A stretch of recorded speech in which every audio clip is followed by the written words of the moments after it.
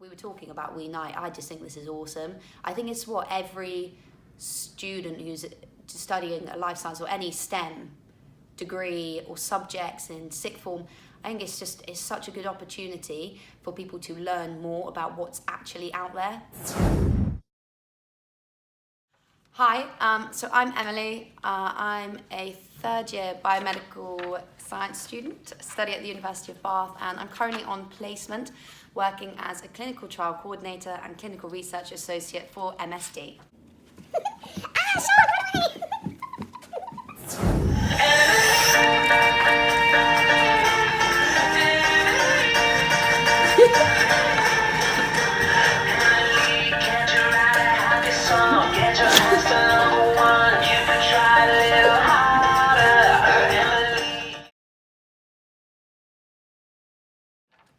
Okay, so I chose to study biomedical science because when I was growing up, all throughout school really, I sort of toyed with the idea of being a doctor, and then it wasn't until A-levels when I kind of realised there was a lot more out there and maybe medicine wasn't the best route, obviously, in terms of thinking more about life and general life and fitting that in rather than just career, because I still get to study the relevant parts of medicine, so I still get to learn a lot of anatomy and human disease and physiology, as well as some of the other aspects of stuff, obviously, without having to study for 7 years, which is quite nice.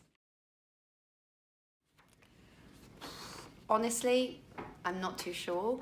I think I always kind of want to do something medical related. That's why working for MSD now in like a pharmaceutical industry is really interesting. I wanted to gain experience that way. But honestly, I have no idea. So watch this space. So quite lucky in that the University of Bath has a really good placement scheme, and I think probably like 95% of students or something do placements. So there's a really good placement scheme that just basically promotes every placement. So I didn't even actually go and actively search for this placement. This placement was sort of provided to me on our university webpage. And I knew that I didn't want to do a lab-based placement, which is quite a lot of people that do biomed study lab-based placements for final year, no, in third year.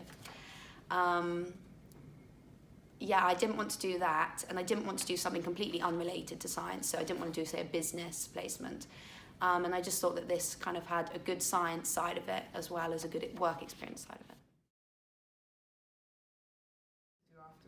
Yeah, so from the beginning, I always signed up for the placement scheme. So my degree title was Biomedical Science with a professional placement year. To be honest, I just think it's really good experience. And I think quite a lot of people go to university for the sake of going to university to get a degree because they know that a degree looks good and they want to study. I mean, that is also true for me. And I think a placement year just also gives you a break from uni. I think when I go back as well, I'll have a lot more motivation. I think it's quite easy to get stuck into sort of like a bit of a lapse at uni. If I'd have gone straight into final year, I'm not sure I would do as well as I would have done, that I will do, hopefully, after completing a placement year. I guess it's just really good professional experience, whether it's office-based, lab-based, whatever. I think you do get a really good experience and real life experience, which you just don't get at uni. At uni, you know, if it's a campus uni, you're just on campus surrounded by friends all the time, you sit in lectures. It doesn't reflect real life at all. So I just think maybe taking a placement, I wanted to sort of grow a little bit, become more adult in how I sort of approach life.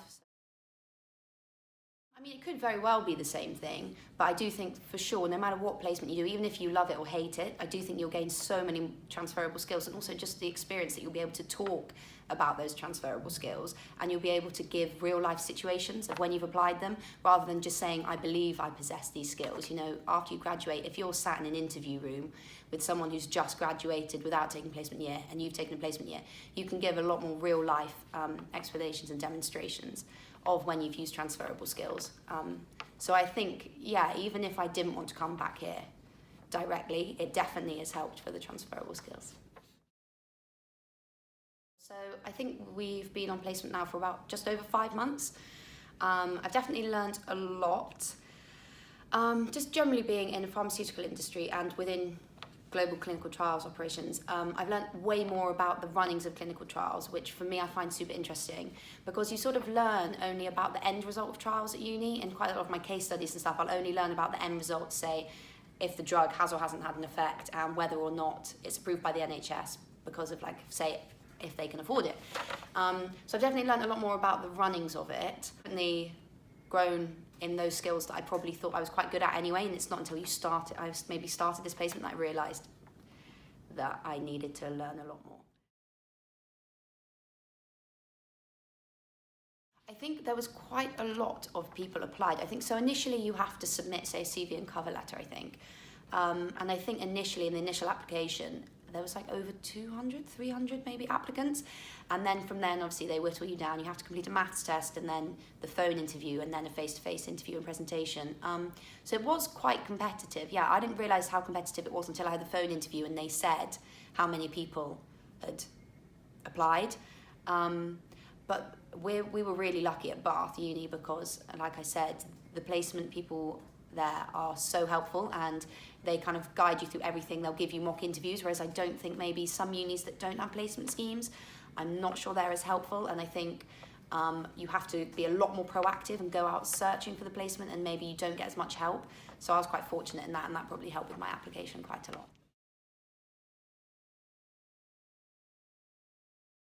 So I've never been in an office-based job before. And the reality of an office-based job is I don't like sitting down all day, every day. But that's okay, because now I've learned that on my placement. I can do something about it later in life. That as university students, not many of us have had professional work experience before. Obviously, we've all done jobs and held jobs for money, to earn money, but it's never been in a professional environment as such. And I do think that you kind of don't know what to expect. And I've spoken to other people about this, and I think the expectation is there is no expectation. You're just hoping you're going to learn a lot and you're going to enjoy it. And the reality is you do learn a lot, but for sure, you're not going to enjoy every day of your placement always. If you do, then stick with your job. You've obviously found the dream job. I just wanted a placement that I could learn a lot from. And for me also, one good thing about a placement is I'm living in London now. It's a great opportunity to live in a city. So I believe we get paid £18,000 for the year, but I know quite a lot of people whose placements are unpaid, or, you know, they're sort of very low money that's not enough to live on. So in terms of this, yeah, it's a good pay. I personally probably wouldn't be able to do one, just because if it was unpaid, I guess I'd have to live at home, and where I live is in the middle of the countryside, so there's not probably many science placements around there. I think if you can get a really good unpaid placement at, say, a company that you know will then offer you a decent paid job for when you graduate afterwards, I think that there's nothing wrong with that, providing that you can live and support yourself in that year, in your placement year, because if you can't, I just think it's going to be so stressful, because we're already students, we've already got debt. I just think, yeah, it's tricky. It's a tricky one to have an unpaid placement, yeah. I would like to think yes. The specifics, though, I don't really know. I want to probably be still involved in the pharmaceutical industry, and I really think the whole clinical trials and the whole running of them, I'm really, really interested in that. But as the specific job role I'm in now, probably not, obviously, because it's an intern job role. But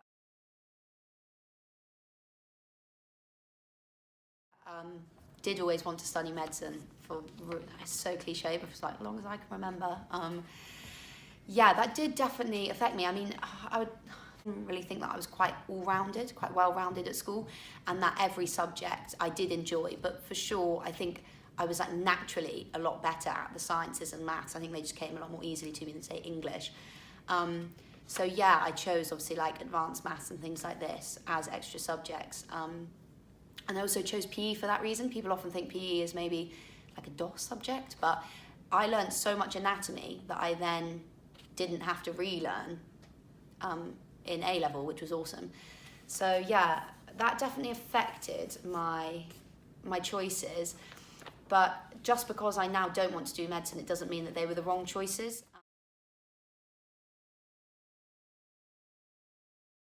honestly, there was a couple of factors.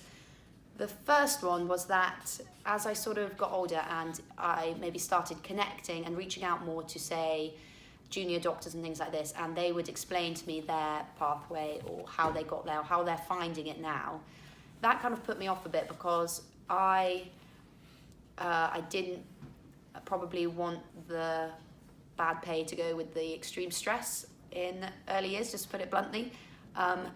Also, I changed schools from GCSEs to A-levels. My school stopped at GCSE, so I had to change for A-levels. And there was a lot of people at my school, at my sixth form, who also wanted to be doctors. And the environment that they kind of set around themselves and between each other wasn't an environment that I sort of felt comfortable in. And I just thought I probably wouldn't want to be surrounded by that for the next 7 years of my life and further on. Also, it was more just thinking about life as I sort of got older, and I thought, you know, I want to have a good work-life balance. Maybe medicine isn't the thing for that, especially if I wanted to have children and things. I know it's very forward-thinking, but if I wanted to have children, a family, and things like that, how would that fit in? Yeah, so that kind of all just put me off a little bit. It's a tough one. Honestly, I think this channel's going to be awesome, because if anyone's having any doubts, just have a listen to other people's views, perspectives, how they got maybe to their job roles. I don't know, I think just do more research. At school, you never really get taught. At A-levels and sixth form, you don't really, you know, if you're good at science and maths, teachers will just push you probably into medicine. And there is so much more out there. I think just do some research. Even if, you know, you can be a doctor, but then you don't have to go and be a surgeon, say, you know, there's lots of other areas, I don't know. Just do the research, speak to people as well. If you can, get connected and get experiences from other people, not necessarily doctors, you know, other people in, say, the pharmaceutical industry or in health industries that aren't doctors. I just think don't make any rash decisions, especially medicine, because if you are having doubts, the chances of your doubts probably increasing in the next 7 years are going to be high. So just make sure you really thoroughly think about it. And just talk to people and get advice. But at the end of the day, it's your decision. Hopefully you'll make the right one.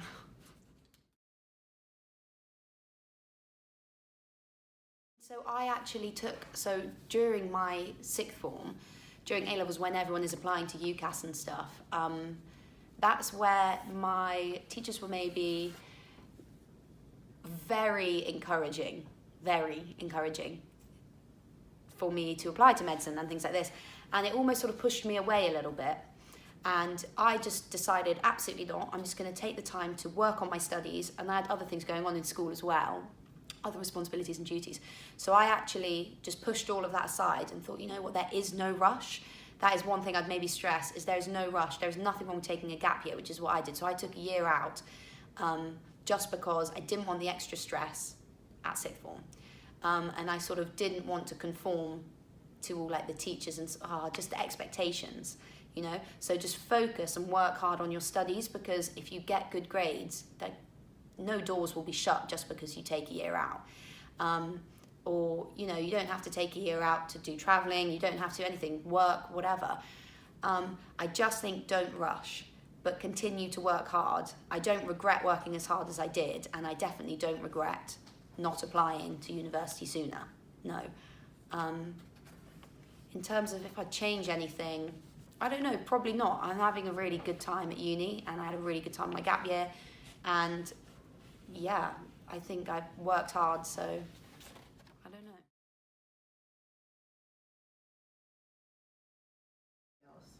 100%, I would definitely attend, and 100% I think it's going to be beneficial. When we were talking about WeNite, I just think this is awesome. I think it's what every student who's studying a life science or any STEM degree or subjects in sixth form, I think it's such a good opportunity for people to learn more about what's actually out there, rather than just sort of the overview that you get that just tends to be medicine, you know, engineering. delving down deeper, this is going to be great. And yeah, a live networking event, the opportunity to meet other people who are in similar positions to myself, or who maybe actually chose to do medicine, maybe they're regretting it, chose to do medicine, are loving it, whatever. I just think that'd be really good to chat with other people and get other people's opinions. I think it's really beneficial.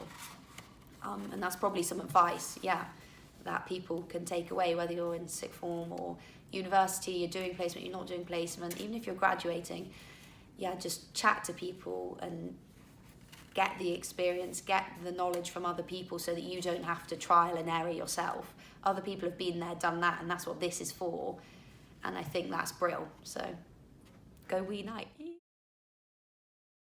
Yeah, for sure. Feel free to contact me. I am on LinkedIn, Emily Allen, Allen. My Instagram, I'm not very active on Instagram. I don't post a lot, but for sure, I think my Instagram's Emily Allen 18.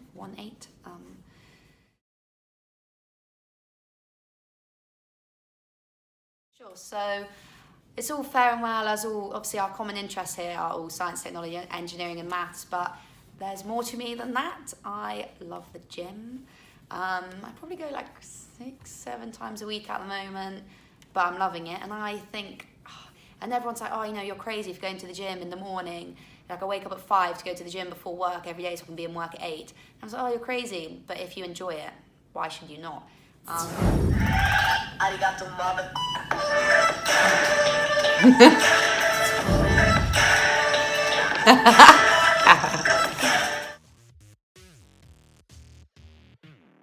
My name is Toby Adeyemi. I am a pharmacist by background, but I work in medical affairs in the pharmaceutical industry.